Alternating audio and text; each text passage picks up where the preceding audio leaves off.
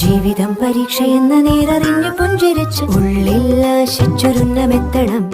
കണ്ണീരില്ലാത്ത നാളിലെത്തണം.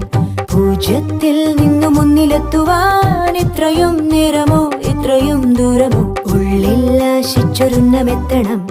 കണ്ണീരില്ലാത്ത നാളിലെത്തണം. പൂജ്യത്തിൽ നിന്നു മുന്നിലെത്തുവാൻ ഇത്രയും നേരമോ ഇത്രയും ദൂരമോ?